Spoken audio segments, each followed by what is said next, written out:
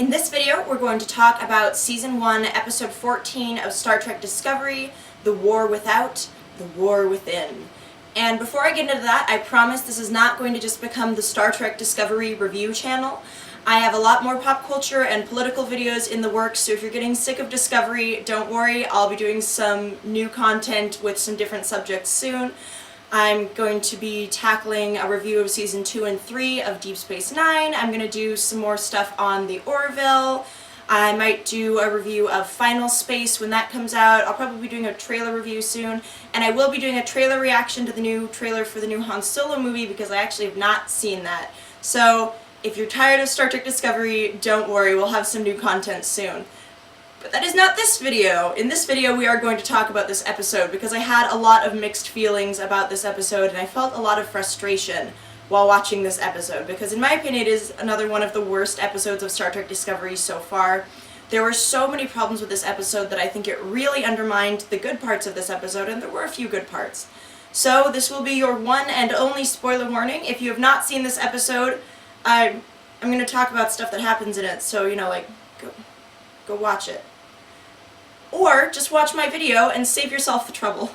So this episode starts out basically where the previous one left off. Saru runs down to the transporter room to meet Michael and encounters Georgiou. Georgiou immediately calls him a slave, and when Burnham tries to call her out for it and explain that Kelpians are not slaves in this universe, she points out that they dined on Kelpian the previous evening, which is a very uncomfortable revelation.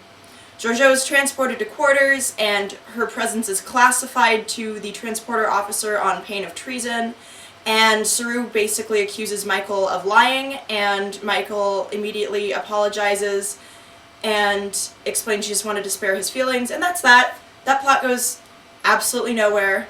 So that's the other thing. It's one of those little things where they built up this liar revealed plot between Burnham and Saru, and don't get me wrong, I hate the liar revealed plot, so part of me is glad it was mercifully short. But I'm also confused because I don't understand what the point was if they were just going to make it this throwaway thing. So then Burnham and Saru continue down the hall and have a conversation where she explains that the reason she saved Georgiou is because she just couldn't bear to watch her die again, basically. And I'm paraphrasing here. I'm going to do a lot of paraphrasing. Because even though I've seen this episode 4 times, it was so forgettable I actually need my notes. I just had so much trouble paying attention to this episode. I kept finding myself distracted by my phone, looking at my posters on my wall, basically doing anything besides watching this episode.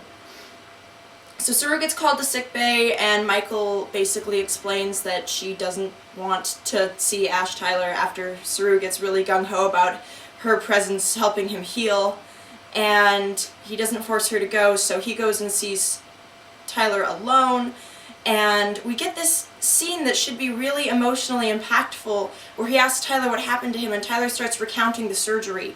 And I watch horror movies, but I'm actually pretty squeamish. Like, I hate anything that happens to hands in movies and TV. I cannot watch that scene in Season 1 of Game of Thrones where Catelyn Stark wraps her hand around the dagger to save Bran. I can't watch that. It drives me bonkers. I can't watch it.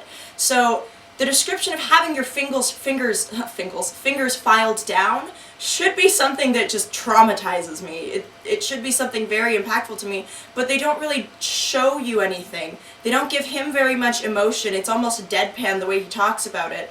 And while that might be something they're trying to do on purpose, it doesn't really gel with the PTSD vibes we've gotten from him before, and we know he can do good trauma acting, so it doesn't really make sense not to utilize that in this particular scene.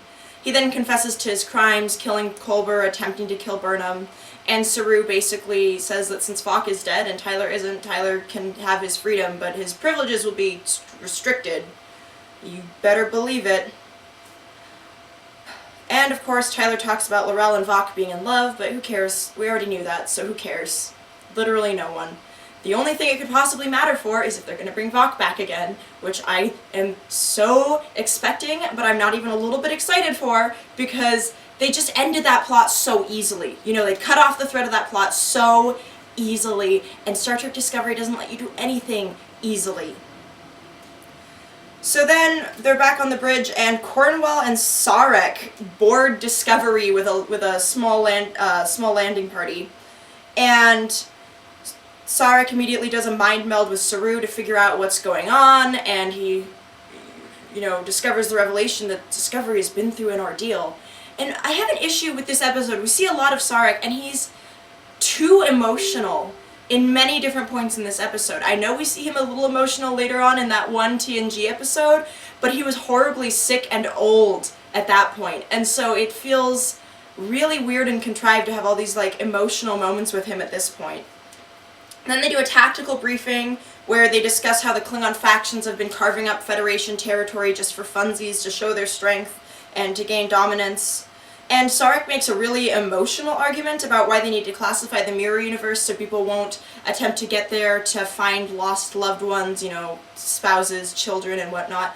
And the way he talks about it just sounds like he's very emotionally invested in the idea, like there's someone he wants to go save, which is weird because he's a Vulcan. And it's not the argument he makes, it's the way the actor makes it. And so I'm really confused, and I wonder if it's the actor or the director, but there's just a little too much emotion behind it. Burnham then introduces the Admiral and Sarek to Giorgio, and she basically communicates that she wants to go home. And they tell her they can't send her home, but they will put her in prison on a starbase, so it's okay. And naturally, Giorgio is not pleased by this at all, but there's nothing she can do about it, so they all leave. Then we have an encounter between Stamets and Tyler, where Tyler gives the lamest apology in the world for murdering Culber, and Stamets just mic drops him right in the face with a really good couple of lines. He says, "You killed a good man, a man I love. Do you remember that?" And Tyler just kind of lamely responds, "I do now." And then Stamets goes on, he's like, "Does it gut you? Does it sicken you?" And then when Tyler nods, he says, "Good. Maybe you're still human after all." And he stalks off. And then we get this really dumb mess hall scene. And this mess hall scene makes me angry because it's everything that's wrong with Star Trek Discovery in this one completely unearned, meaningless moment. So we have Tyler sitting alone in the mess hall eating, and the room goes silent as he goes in, and everyone gives him dirty looks.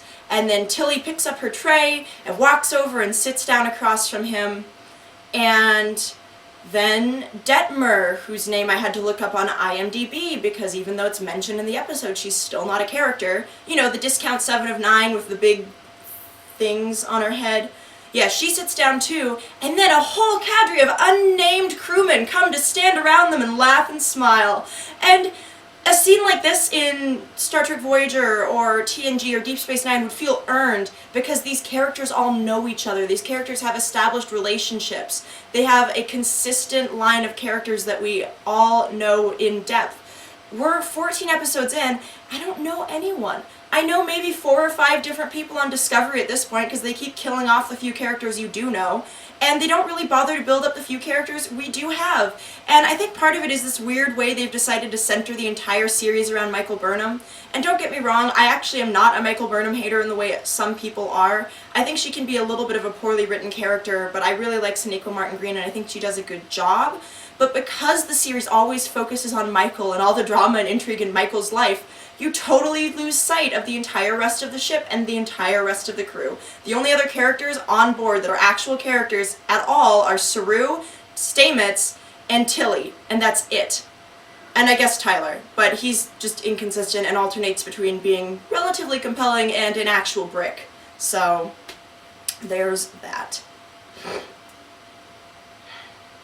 Then we get a reunion with Cornwall and L'Rell. L'Rell acknowledges Cornwall's courage, and basically, when she finds out how the war is going, she's pretty stoked about it. And then Cornwall explains that everything is still fractured. L'Rell doesn't seem to care that much as long as the Klingons are winning. But eventually she explains that once the Klingons have tasted your blood, the only way to end the war is to conquer them, because the Klingons are not going to stop till you're fucking dead.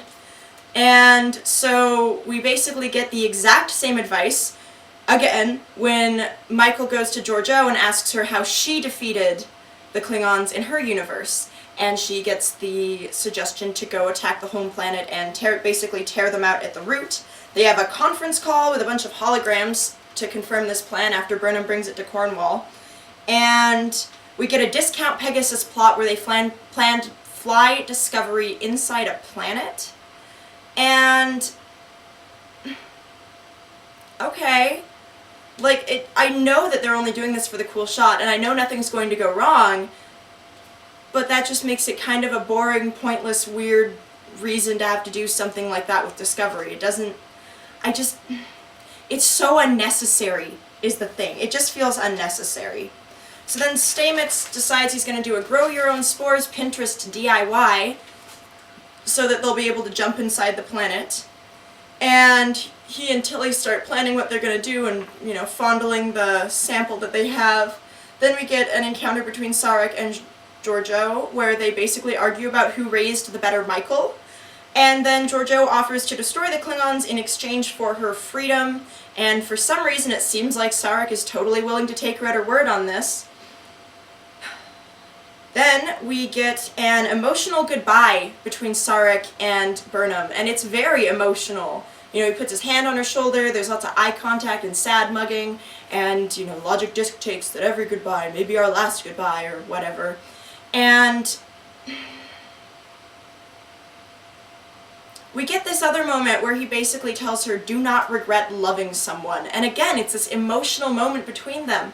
And I just don't really understand why make her an adopted Vulcan if you want her to have all these emotional interactions with her daddy-o. I'm just pretty confused by that, because the way they do it, it's not really justified, and it's just not very Vulcan. So I'm not sure if there's some dimension to this that I'm missing, but it just feels like another forced aspect of the episode to add a little bit of drama.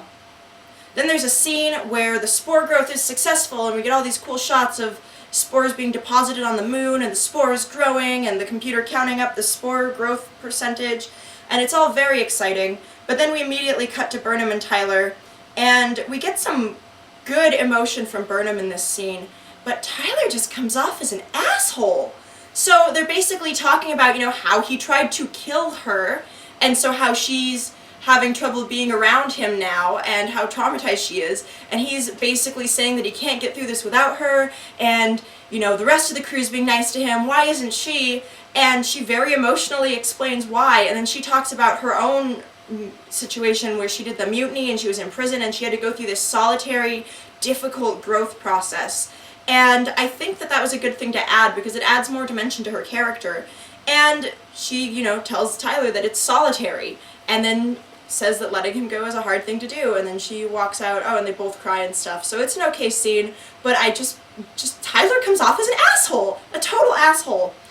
And then we end the episode with the stupidest reveal, and that is that there is a plan to pass off Emperor Georgiou as Captain Georgiou, and I don't know why this is integral to the plan, don't know why they need her, don't know why they trust her. I doubt that Sarek mind-melded with her to check her motives, because, you know, plot requires that she betray them, because you know she's going to betray them. Why would anyone trust her? She is the evil emperor of the Terran Empire. Nothing about her says good guy, nothing about her says Federation. It makes no sense. So I'm not optimistic for the next episode. I'm not stoked about the Captain Georgiou masquerade. This was a really weird and ridiculous way to take this plot, and it's just another example of Star Trek Discovery being over the top. So that's everything I have for you on this. Let me know what you thought about this episode in the comments section down below. If you have any suggestions for other pop culture content you would like to see besides Star Trek Discovery, add that in the comment section down below as well, because I am always adding more things to my list. So that's all I have for you on this. See you next time. Wiedersehen.